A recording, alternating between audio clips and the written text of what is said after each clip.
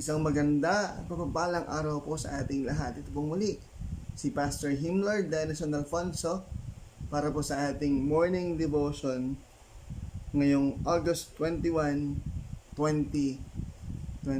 Magandang umaga po sa ating lahat at inaanyahan po yung bawat isa sa atin na tayo po ay saglit na yumuko at tayo ay manalangin.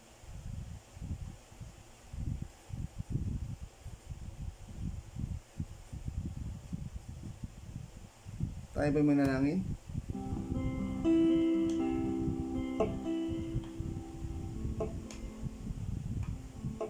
Dakilang Diyos, maraming salamat sa umagang ito at muli mo kaming ibinangon ng merong bagong kalakasan, ng merong bagong kagalakan, Lord God. Thank you so much, Lord God, sa buong magdamag na iyong patnubay sa amin. At ngayon, sa araw na ito, na mag-aaral kami ng iyong mga salita, pagtabayan mo kami, dakilang Diyos. Inaanyahan po namin ng iyong banal na spirito na siyang sa amin is Mama at pumagitna, Lord God, upang maunawaan namin, Lord, yung aming mga matutunan at matutuklasan ngayon umagang ito. Lord, itinitiwala namin sa iyo ang buong araw na ito. Bigyan po kami ng katalinuhan, bigyan kami ng kaunawaan, nang maunawaan namin, Panginoon, yung lahat ng aming pag-uusapan, lahat ng aming pag-aaralan sa umagang ito. Binabalik po namin sa iyong pinakamataas na papuri at pasasalamat sa tayong pangalan lamang na aming Panginoong Jesucristo. Ito po ang aming samo at dalangin. Amen.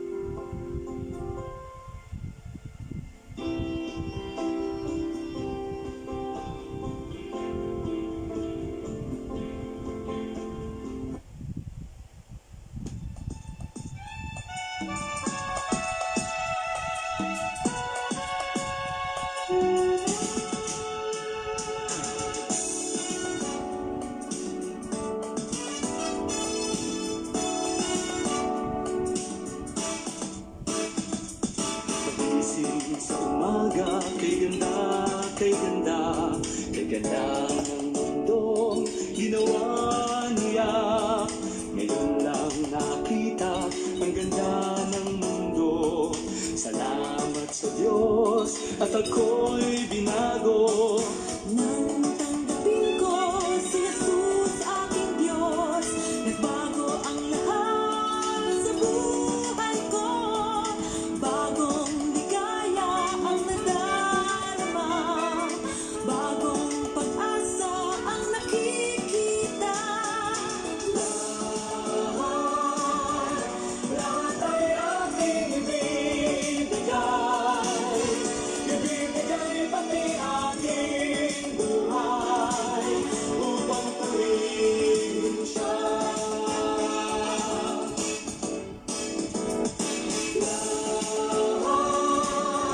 Lahat ay aking ibibigay, ibibigay pati aking buhay upang purihin siya.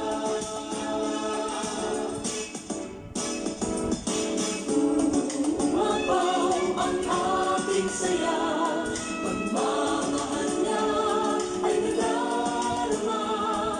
Kay ganda ng buhay na nasa Kanya, purihin ang Diyos, purihin siya.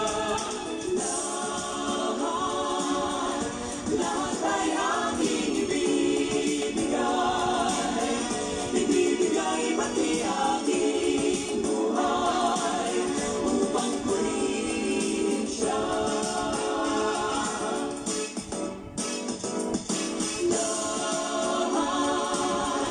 Lahat ay aking ibibigay, ibibigay pati aking buhay upang purihin siya.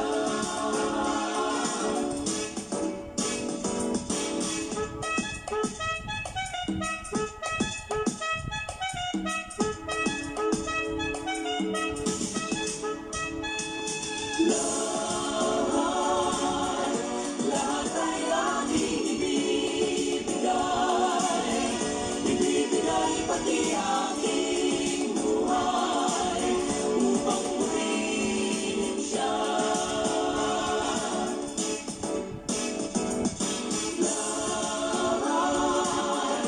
Lahat ay aking ibibigay, ibibigay pati aking buhay upang purihin siya.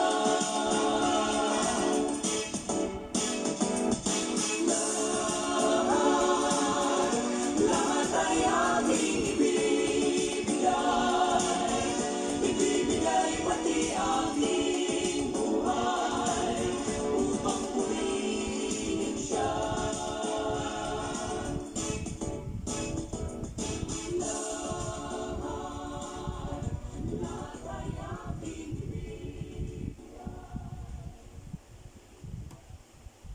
Purihin po yung ating Panginoon sa isang mabiyayang mensahe ng awit na atin pong napakinggan. Yung pong ating pag-aaralan ngayon ay isa sa mga sulat ni Apostol Pablo para sa mga taga-Roma. Ito po'y matutunghayan sa Romans chapter 12, beginning verse 1 hanggang 2. At ganito po ang kanyang sinasabi. Kaya nga mga kapatid, alang-alang sa masaganang habag ng Diyos sa atin, ako'y namamanik sa inyo. Ialay niyo ang inyong sarili bilang handog na buhay, banal, at kalugod-lugod sa Kanya. Ito ang karapat-dapat na pagsamba ninyo sa Diyos. Verse 2, huwag na kayong umayon sa takbo ng mundong ito. Mag-iba na kayo at magbago ng pag-iisip upang mabatid ninyo ang kalooban ng Diyos. Nakalulugod sa Kanya at talagang ganap. Ito po yung salita ng ating Panginoon. Pagpalain tayo sa pagkabasa ng Kanyang banal na salita. Purihin po yung ating Panginoon. At ngayon, bago natin marinig yung mensahe ng buhay, meron pa pong isang awit na nais kong iparinig sa atin. At habang pinapakinggan natin yung awit na ito, mag-reflect po tayo sa buhay kasama ang ating Panginoon. Sapagkat ang pamumuhay Kristiyano, iisa lamang ang tsuper ng buhay natin. Yun ay walang iba kung hindi yung ating dakilang Panginoon. From Papuri Singers, here's tsuper ng buhay. Pakinggan po natin, bago natin marinig yung mensahe ng buhay sa umagang ito.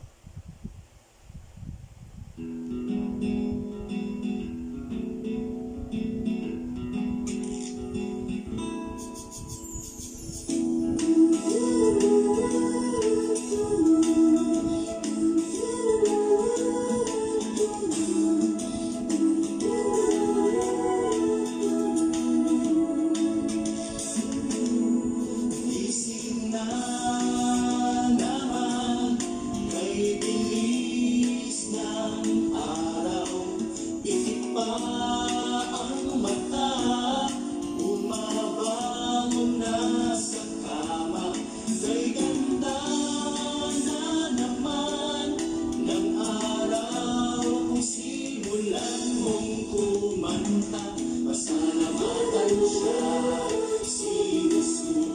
Sa araw na ito, buhay na anunsya, ipatulog niya sa tuwina.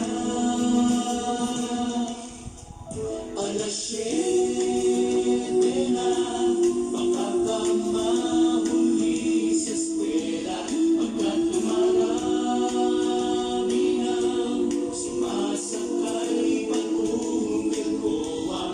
Sabi sa Biblia, sa bawat lakad mo ay si Jesus ang tsuper ng buhay.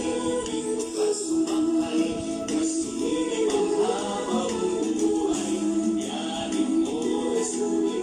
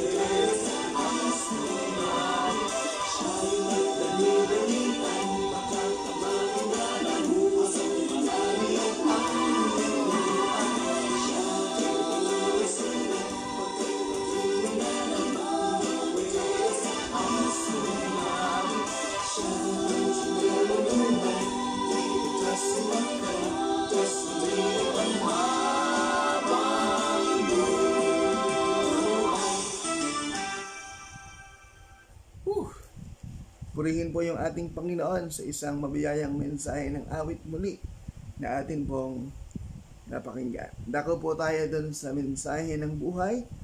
Pero bago ang lahat ng ito, ay nais ko pong tayo ay muling manalangin bago tayo tumulog at napakinggan yung mensahe ng buhay ngayong umaga ito.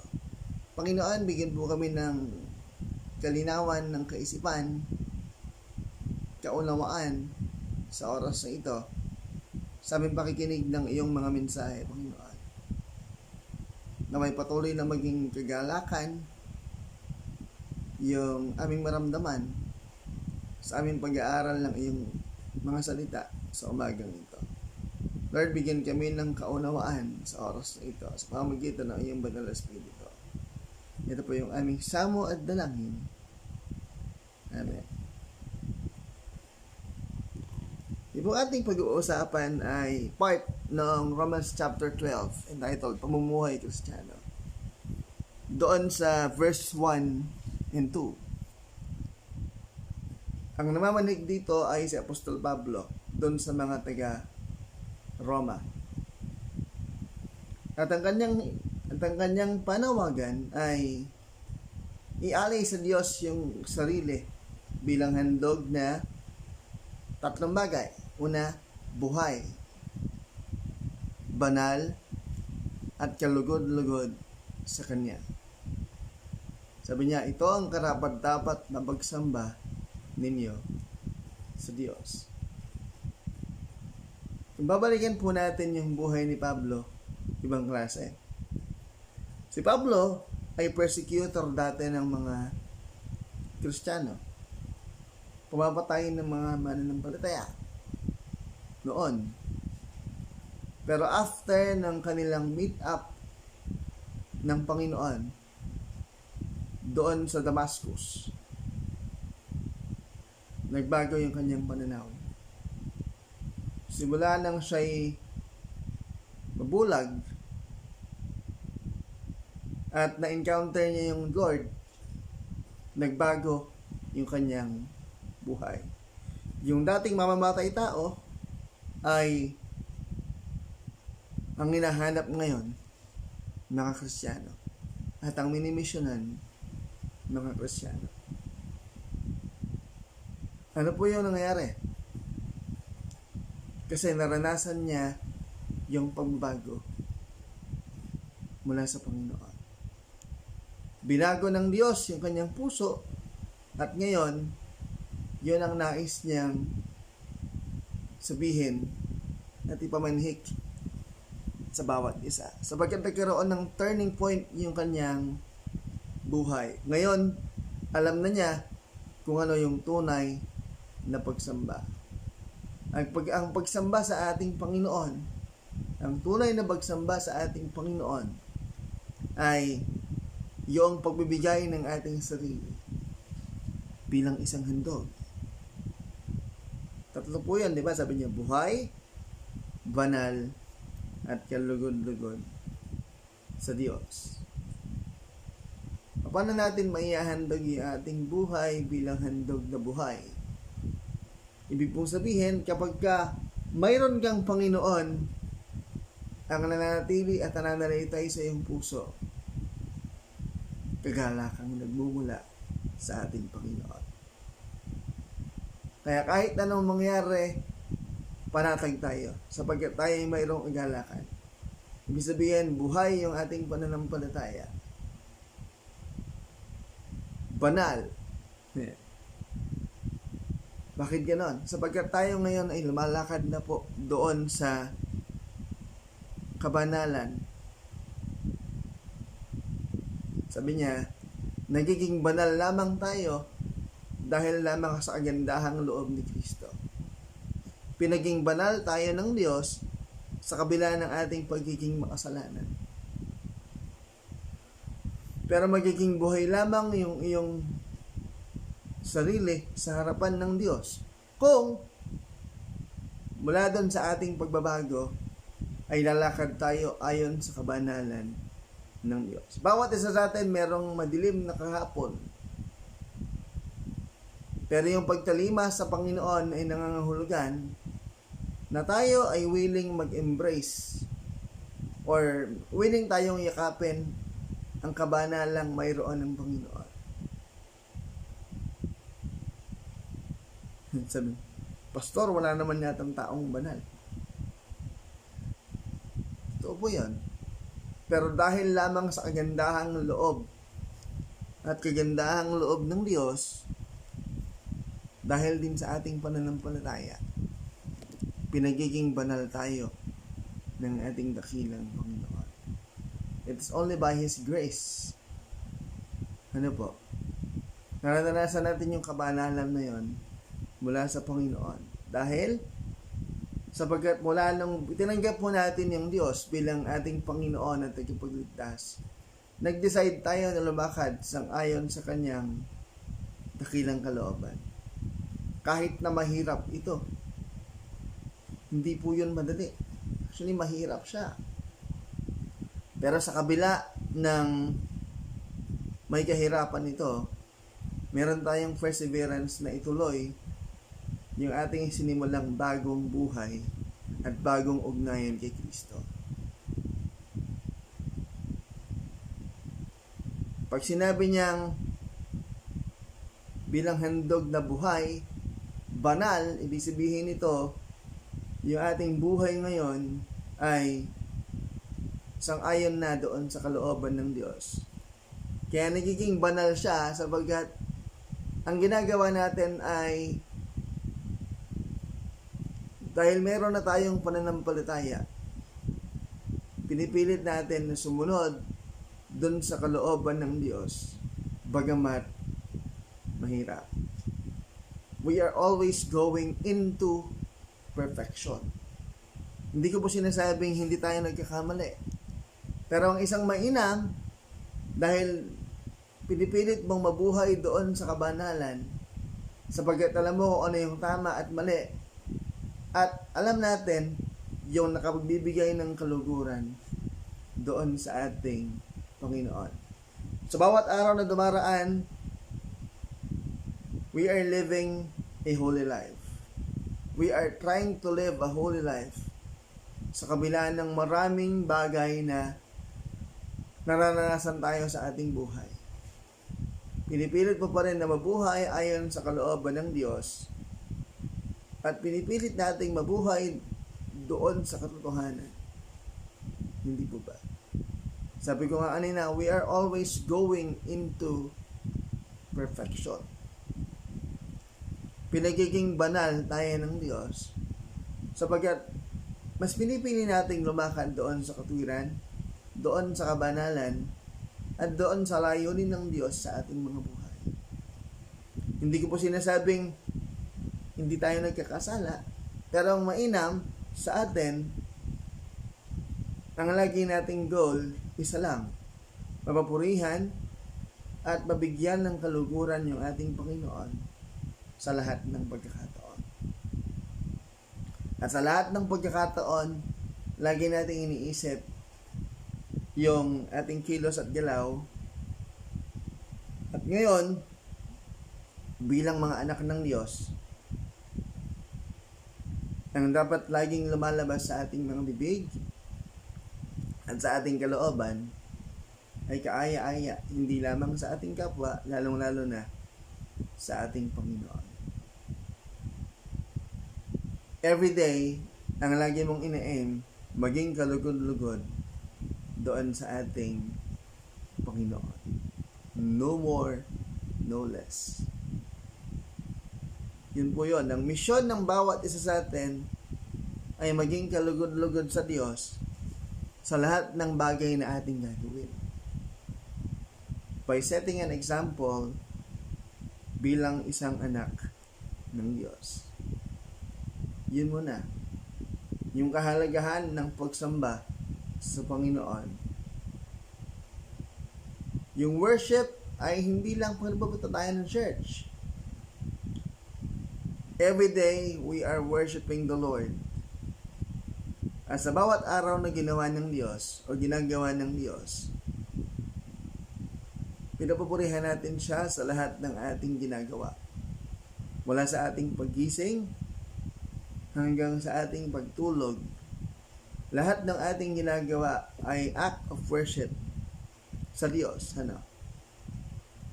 At ang pinaka-ultimate dyan ay mabigyan natin ng kaluguran ng Diyos sa bawat araw na dumaraan, sa pamamagitan ng buhay na ating inilalakad sa mundong ito. Yun po yun eh. Kaya walang masasabing buhay yung iyong paglilingkod sa Panginoon kung ang ini-aim lang natin lagi ay mabigyan siya ng kaluguran at papapurihan ng Diyos sa lahat ng ating ginagawa. Dahil simulan nang tanggapin natin yung ating Panginoon bilang ating sariling Panginoon at tagapagligtas, ibig po sabihin ito, nagsimula na tayong lumakad doon sa katwiran ng Diyos. At dahil doon, ang lagi mong ini-aim ngayon, mabigyan ng kaluguran at kapurihan yung Panginoon sa lahat ng pagkakataon. At dahil doon, meron bang isang bagay na hinihiling si Pablo sa atin? Sabi niya sa verse 2, huwag na kayong umayon sa takbo ng mundong ito. Mag-iba na kayo at magbago ng pag-iisip upang mabatid ninyo ang kalooban ng Diyos. Nakalulugod sa Kanya at talagang ganap. We need to counter flow. Marami sa atin yung alam na alam yung storya o yung tagline o kasabihan na we should go with the flow. Kung ano yung ginagawa ng mundo, sige, gawin natin. Nung una, ganun tayo. Kung saan mapadpad, kung saan dalhin, kung ano ang uso, yun ang gagawin. Pero bilang mga anak ng Diyos at bilang mga Kristiyano, hindi na ganun ngayon. We should know how to counter flow.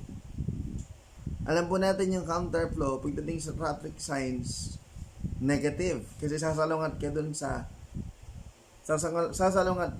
agos o sasalungat ka dun sa mga dumadaan.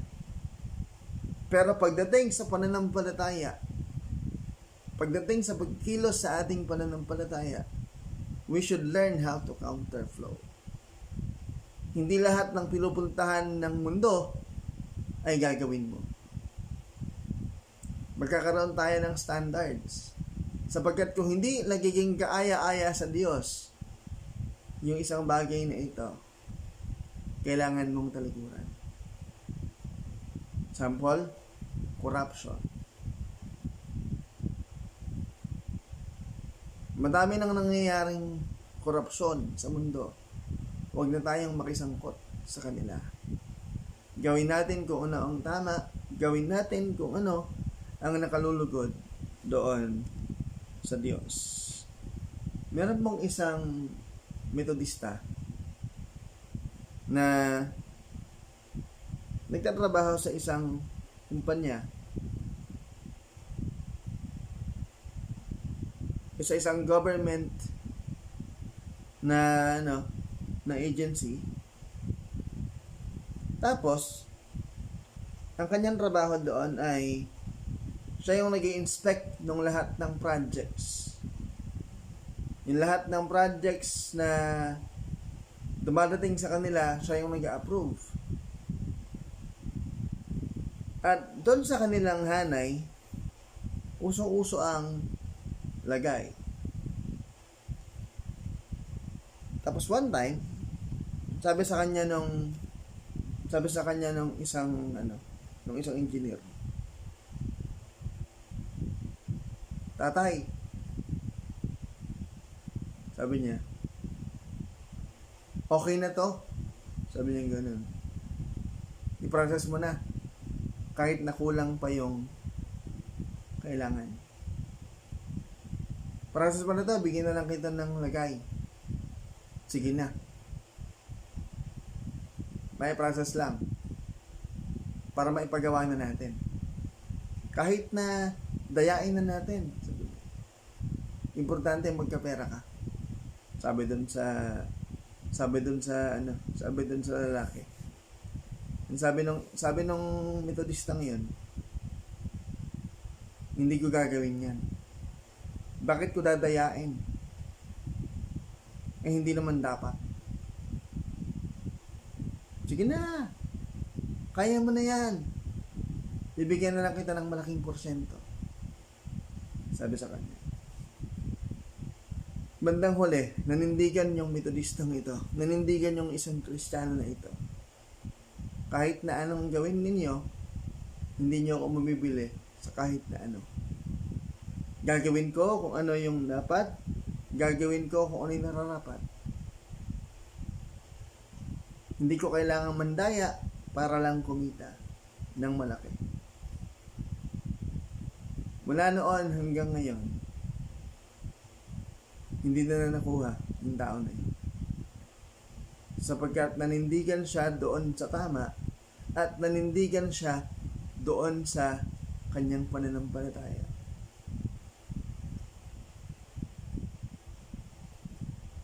Bilang mga mananampalataya, kailangan nating manindigan kung ano ang tama. Kailangan nating manindigan kung ano ang totoo. Hindi natin kailangang sumama at sumabay sa agos ng mundo para lamang kumita tayo. Or para lamang guminhawa tayo. Ang nais ng Diyos ay yakapin natin yung bagong buhay na binigay niya. Yakapin natin yung bagong buhay. Yakapin natin yung ating bagong katayuan, ating bagong kalalagayan sa Diyos na ibinigay ng Panginoon. Nagkaroon tayo ng bagong ugnayan, nagkaroon tayo ng bagong katayuan sa ating Panginoon. Magmula nang tayo maging anak ng Diyos, nagsimula na tayong lumakad doon sa katwiran, sa kagandahan ng buhay na nando doon sa Panginoon. Kailangan po nating yakapin. Bakit? Sapagkat galing na tayo doon sa dilim. Galing na tayo doon sa dating buhay natin. Alam na natin kung paano mabuhay nang malayo sa Panginoon. Ibig sabihin, huwag ka na dapat bumalik doon. Huwag na tayong umayan sa takbo ng mundong ito. Para mas makita natin yung layunin ng Diyos sa buhay ng bawat isa sa atin. Ang hamon ni Apostol Pablo ay magsimula tayo ng panibagong buhay. At simulan nating talikuran yung dati nating buhay at dating kalagayan. Ngayon na tayo ay nasa Panginoon, simulan po nating lumakad doon sa kagandahan ng buhay kasama ang Diyos. Sapagkat binigyan niya tayo ng bagong pag-asa, binigyan niya tayo ng bagong pagkakataon para yakapin ang buhay na ibinibigay ng Diyos. Panahon na po para buksan natin yung ating puso at isipan sa pagbabago. Hindi po ba? Yan yung pinaka-the best na worship na maibibigay mo sa Panginoon. Pinaka-the best na pagsamba ay ang pagtalikod sa ating nakaraan at pagyakap sa ating kasalukuyang kalagayan. Bilang mga Kristiyano, bilang mga anak ng Diyos, ang hamon sa ating lahat ay yakapin ang bagong buhay na tinamo natin mula sa Diyos, talikuran yung dati nating buhay noon at ngayon sa ating pang-araw-araw na buhay, matuto tayong sumalag doon sa mga bagay na muling umahatak sa atin para balikan yung dating buhay. Yun po yung challenge para sa ating lahat. Bilang mga mananampalataya, kailangan mong magpakatatag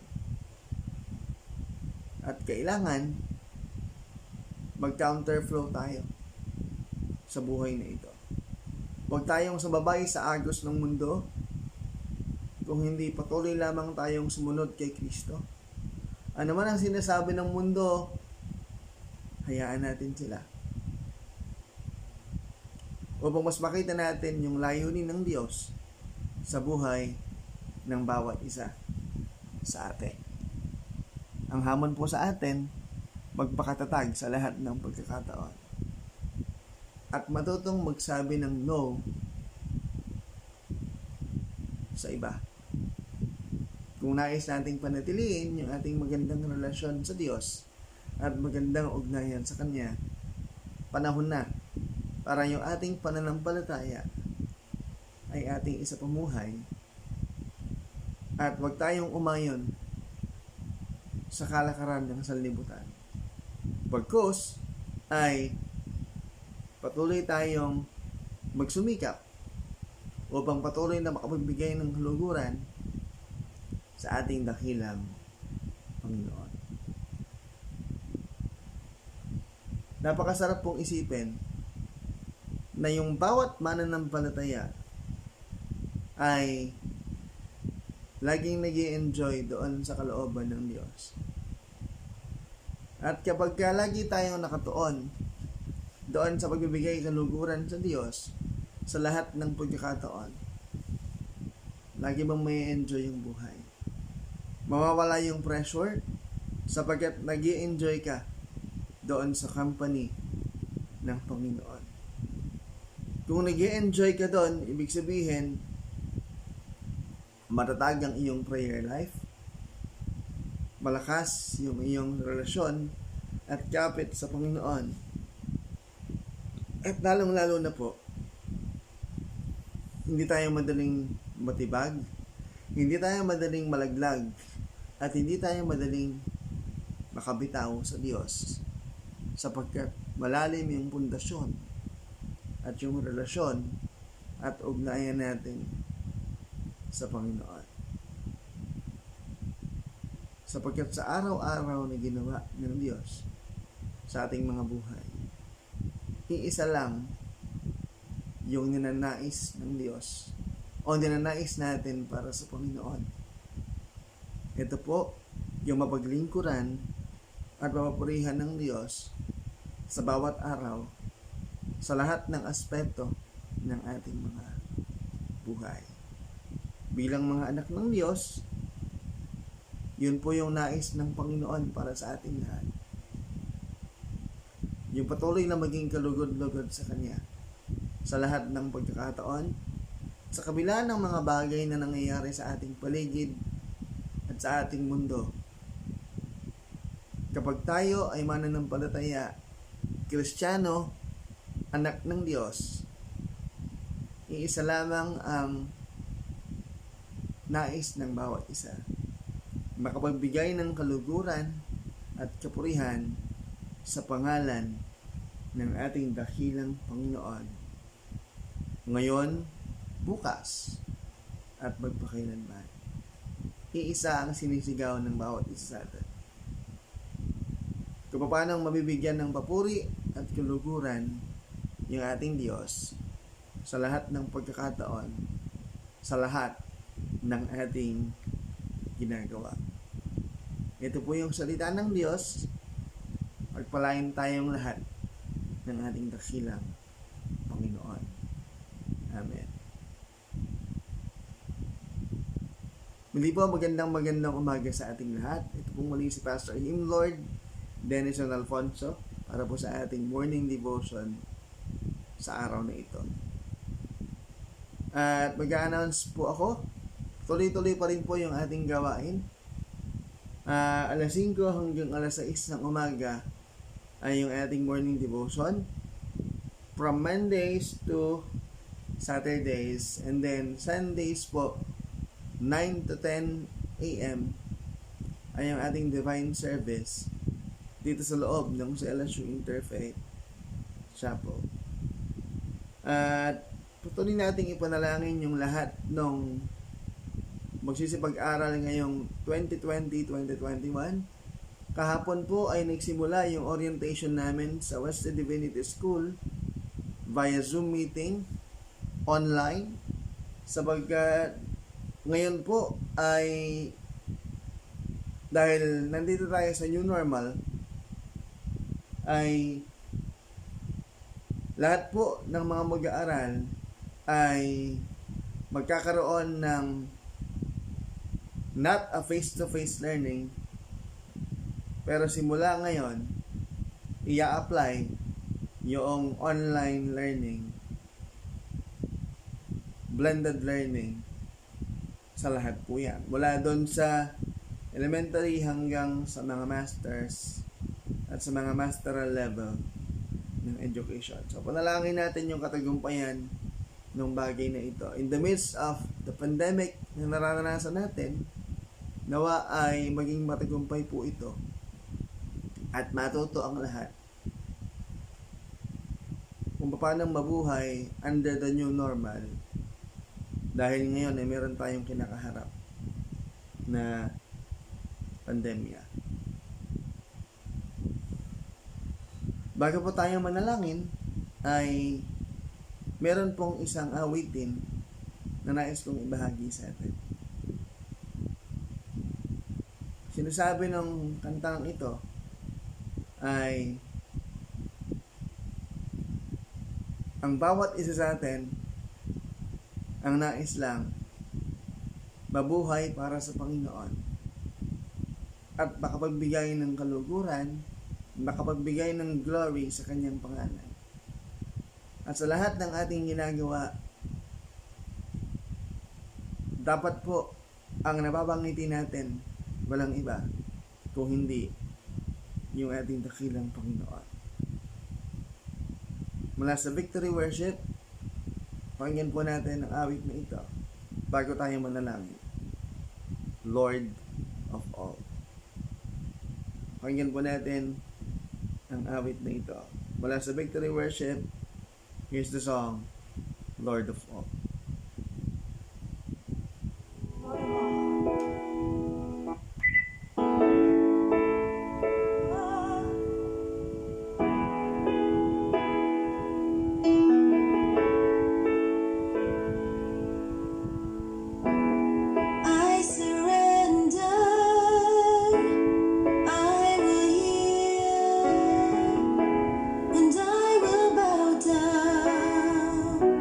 And I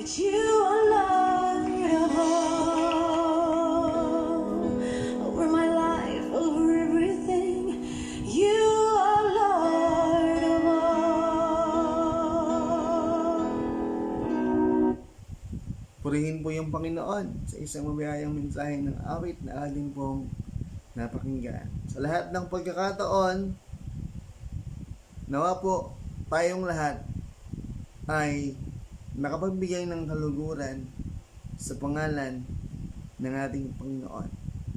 At ating kinalanin na sa lahat ng pagkakataon, siya lamang yung Diyos na ating paglilingkuran at siya lamang yung Diyos na ating papupurihan sa lahat ng pagkakataon. Magandang umaga po sa ating lahat. At ngayon, sasara po natin yung ating gawain sa isang panalangin.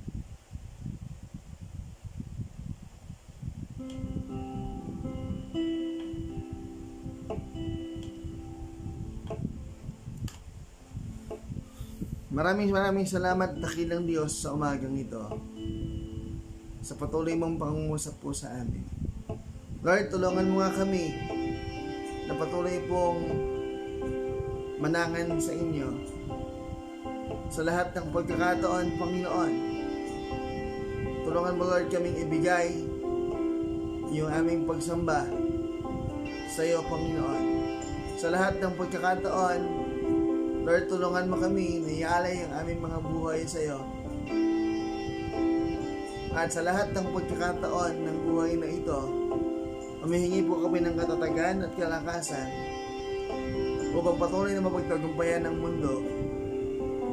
Lord, tulungan mo kami na sumalungat sa lahat ng maling ginagawa nila, Lord God. At magsimula kami ng trend kung saan ang aming namang ginagawa ay mga bagay na nakapagbibigay ng kaluguran at kapurihan sa iyong dakilang pangalan. Lord, alam namin na mahirap yung bagay na ito sapagkat mas marami yung tukso na lumalapit sa amin, Lord. Lord, humihingi po kami ng katatagan ng pananampalataya, katatagan ng kalooban upang matagalan namin yung mga testing at yung mundong ito. Sa dinami-dami ng mga bagay na po pwedeng humatak sa aming pananampalataya, Lord, patuloy mo kaming samahan, patuloy mo kaming bigyan ng katatagan upang yung aming pananampalataya ay hindi makompromise kahit na kailan. Manatili kaming nananampalataya at sumasamba sa iyo sa Espiritu at Katotohanan. Lord, tulungan mo po kami, especially in our decision makings, Lord. Patuloy mo kaming samahan at patuloy mo kaming turuan, Panginoon. Muli, nagpapasalamat kami sa iyo sa patuloy na pagsama mo sa aming mga buhay. In Jesus' name, ibinabalik namin sa iyo ang pinakamataas na papuri at pasasalamat. Lord, I declare blessings upon the lives of these people, Lord God. At patuloy po namin idinadalangin na umagang ito, ang araw na ito ay magiging maganda para sa aming lahat. Maraming salamat sa iyo, Panginoon, na patuloy na namimigay sa amin ng inspirasyon sa bawat araw. Lord, sa panahon ng aming panghihina, sa panahon ng aming mga kabalisaan, ikaw ang siyang patuloy na magpaalala sa amin na ikaw ang Diyos, na hindi kami iiwanan, ibabayaan. I'm praying for Ate Arabel sa umagang ito. Yung kanyang pinagdadaanan na problema, Lord God, patuloy mo siyang bigyan ng solusyon. Patuloy mo siyang hipuin and continue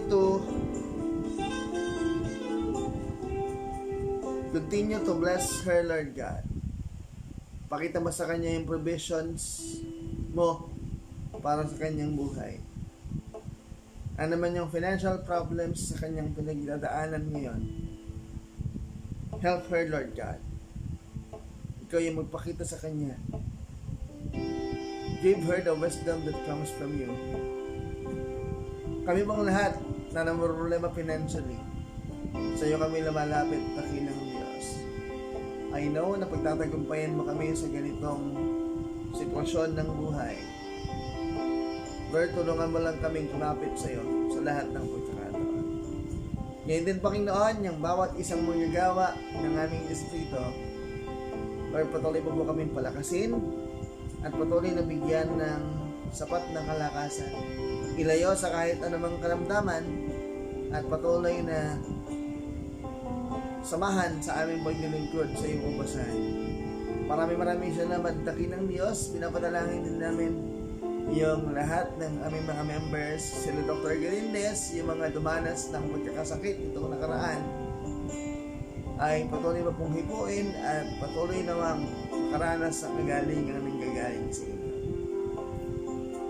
At sa darating na 2 araw na ito, nawa, magkita-kita na kami this coming Sunday at patuloy kami na magpuri sa iyo, sumamba sa iyo sa Espiritu at katotohanan. Lord God, maraming salamat po. Mihingi po kami ng kapatawaran sa lahat ng aming nagawang kasalanan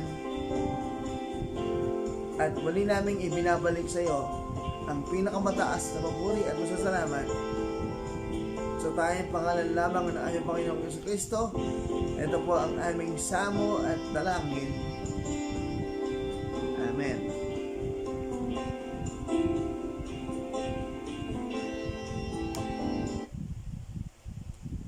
Muli, ito pong si Pastor Himmler Danison S. Alfonso.